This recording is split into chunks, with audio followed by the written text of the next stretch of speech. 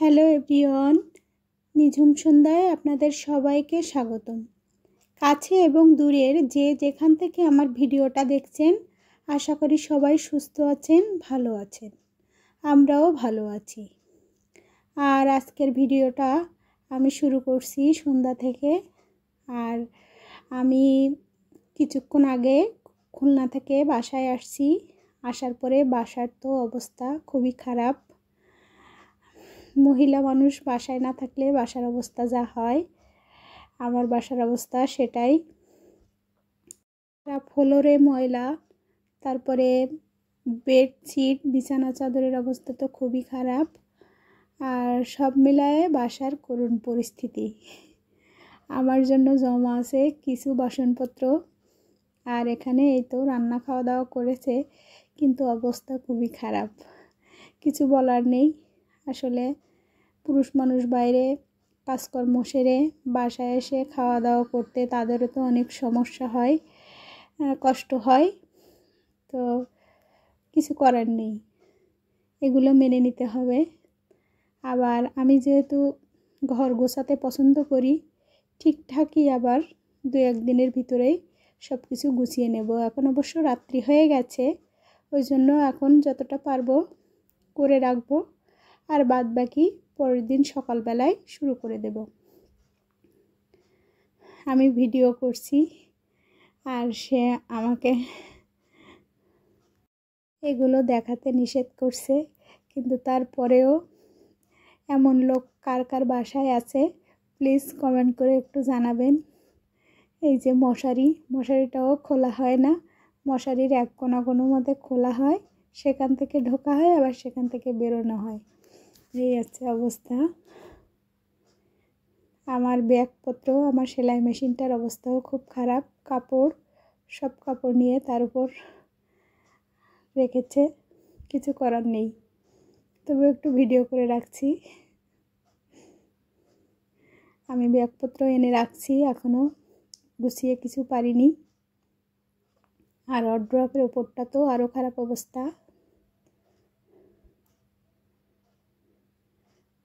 যাই হোক,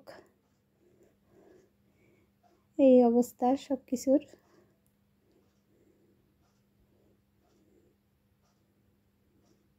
আর এবার আমি চলে যাচ্ছি ব্যালকনিতে। আমার কিছু গাছ লাগানো ছিল, সেগুলো ঠিকঠাক আছে কিনা সেগুলো দেখার জন্য।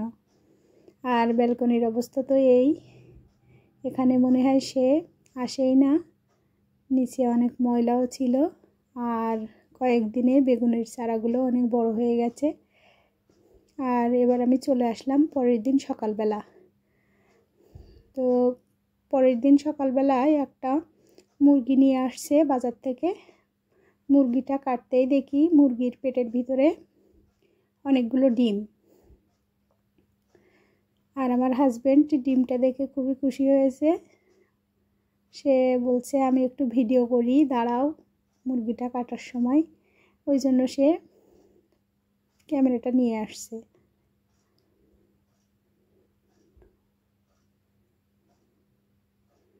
আর মুরগির পেটের ভিতরেও অনেকগুলো ডিম হয়েছে।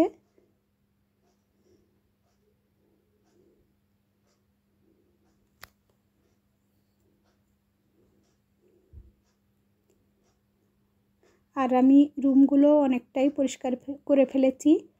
আর দুপুরে রান্নার জন্য সকাল সকাল মুরগি এবং অন্যান্য সবজি প্লাস মাছ এগুলো সবই কেটে রাখবো। আর দুপুরে আমার বাসায় কিছু গেস্ট আসবে, আমার কাছের মানুষরাই, তাদের জন্য সব রান্না বান্না করেছি আমি। এখানে আলু দিয়ে মাছ, তাতে ফুলকপিও আছে। আর সব শেষে আমি সব রকম আইটেম টেবিলের উপর নিয়ে আসছি।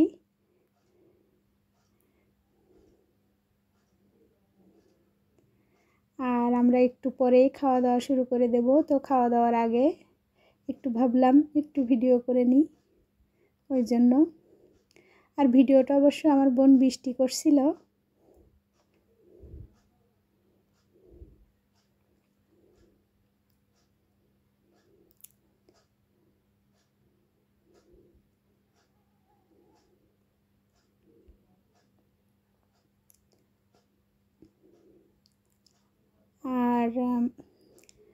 লোকজন বাসায় আসলে ভিডিও করাটা হয়তো অনেকে পছন্দ করে না, কিংবা ফেসটা সামনে আনতে চায় না, কিন্তু আমি সবার ফেস না দেখিয়েই ভিডিওটা করে নিয়েছি।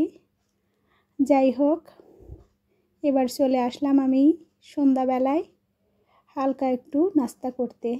আমি বাসায় আসার পরে দেখি কুমড়া গাছে অনেকগুলোই ফুল ফুটেছে, প্রায় 3-4টে, আর কুমড়ো পাতা। ভাবলাম একটু কুমড়ো পাতার বড়া তৈরি করি, ওই জন্য কুমড়ো পাতার বড়া তৈরি করে নিয়েছি। আর এগুলো আমি কুমড়ো পাতার বড়াটা তৈরি করেছি মূলত মুসুরির ডাউলটা বাটা করে, আর এভাবে বড়া করলে বেশি ভালো লাগে। অনেকে চাউলের গুঁড়া দিয়ে করে, কিন্তু আমার কাছে চাউলের গুঁড়ার থেকে এভাবে ডাউল বাটা দিয়ে করলেই বেশি মজা লাগে।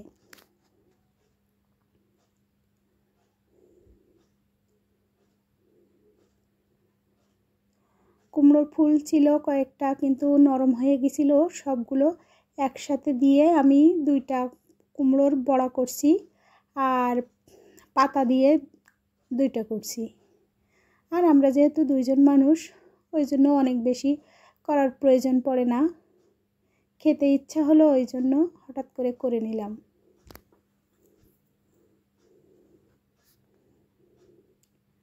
আর আমার কাছে এমনি ভাজা জাতীয় জিনিস অনেক ভালো লাগে খেতে। কম বেশি সব কিছুই আমি খাই, কিন্তু তারপরেও ভাজা ভাজা জিনিসগুলোই আমার বেশি পছন্দ।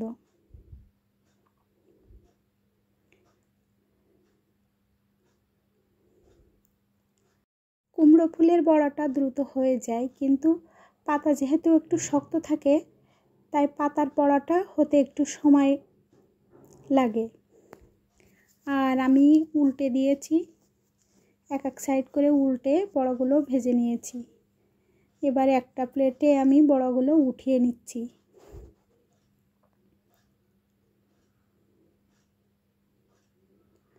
আর ডাউল বাটা যে এত কম লাগবে আমি বুঝতে পারি নাই।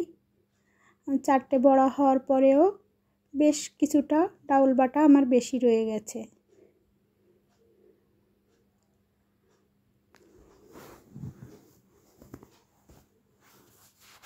আর এই ডাউল বাটাটা দিয়ে কি করব ভাবতে ভাবতে ভাবলাম কিছু পেঁয়াজ কুচিয়ে পেঁয়াজের কিছু বড়া তৈরি করে নিই। ওই জন্য এর ভিতরে আমি আর পেঁয়াজও না তৈরি করে পেঁয়াজের বড়াই তৈরি করে নিচ্ছি। যেহেতু ফ্রাই প্যানেই আমি ভাজাটা করছিলাম, ওই জন্য ভাবলাম ফ্রাই প্যানেই বড়াটা তৈরি করে নিই, কয়েকটা তো, এই জন্য। আর এর ভিতরে আমি মরিচ, পেঁয়াজ, লবণ, হলুদ সব রকম দিয়ে দিয়েছি। দিয়ে তার সাথে ডাউল বাটাটা দিয়ে আমি বড়াটা তেলে ভেজে নিচ্ছি।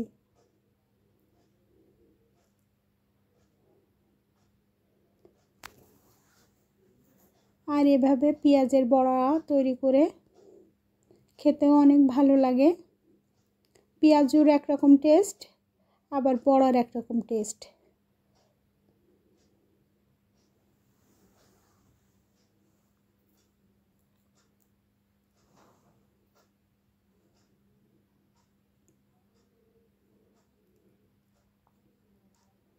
আর আমি 4 পিস করে তৈরি করে নিচ্ছি। কেন জানি না 4 পিস করে হয়েছে। আগের কুমড়ো পাতা এবং ফুলের বড়া হয়েছে 4 পিস, আর পেঁয়াজের বড়াও হয়েছে 4 পিস। অবশ্য যেটুকু ডাউল বাটা আমার বেশি ছিল, সেইটুকুই দিয়ে তো আমি তার ভিতরে পেঁয়াজ মিশিয়ে 4 পিস হয়েছে।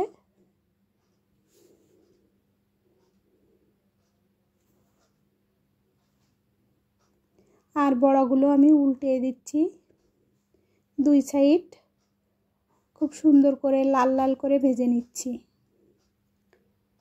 আর আমার বড়া প্রায় ভাজা শেষের পথে, বড়া ভাজা হয়ে গেছে। এবার আমি উঠিয়ে নেব। আর আমার বড়া ভাজাটা একেবারে পারফেক্ট হয়েছে। দুই সাইড বেশ লাল লাল হয়ে গেছে।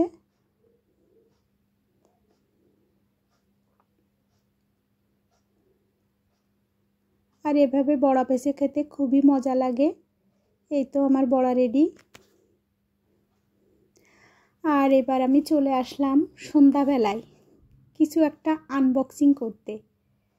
আর এটা আমার জন্য পাঠিয়েছে আমার ভাই।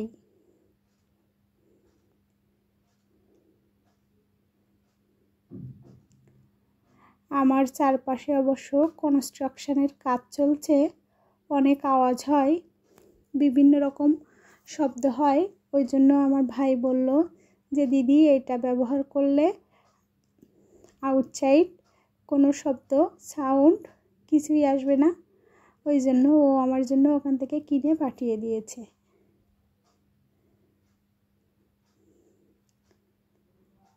অবশ্য আশেপাশে কাজ চললে, বাসার আশেপাশে যদি কোনো কনস্ট্রাকশনের কাজ চলে তাহলে এই সমস্যাগুলোতেই পড়তে হয়। সারাদিন বিভিন্ন রকম শব্দ কানে আসে। আর ভিডিওর ভয়েস দিতে গেলেও সমস্যা, তারা রাত্রি পর্যন্ত ধরে কাজ করে। কিন্তু কি আর করা, এগুলো মেনে নিতেই হবে। আর এখানে আমার ভাই আমার জন্য একটা বয়া পাঠিয়ে দিয়েছে, আর এটাতেই আমি ভয়েস দিচ্ছি। এটা অনেক সুন্দর ছিল, সবগুলো আমি খুলে খুলে দেখছিলাম কোনটাতে কি কাজ করা হয়। আর জিনিসটা দেখে আমার খুবই পছন্দ হয়েছে। আমার ভাই যে কোনো জিনিস কেনার আগে অনেক সুন্দর করে যাচাই করে জিনিসগুলো কেনে, অনেক ভালো লাগে। তার কেনার সব জিনিসগুলোই আমার খুবই পছন্দ। জানি না ও জিনিসগুলো ভালো বুঝে শুনে কিনতে পারে। আর আজকের ভিডিওটা এই পর্যন্ত। সবাই সুস্থ থাকবেন, ভালো থাকবেন। ধন্যবাদ সবাইকে।